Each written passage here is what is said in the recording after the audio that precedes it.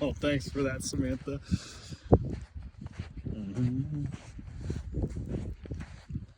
65 and sunny. We'll take it.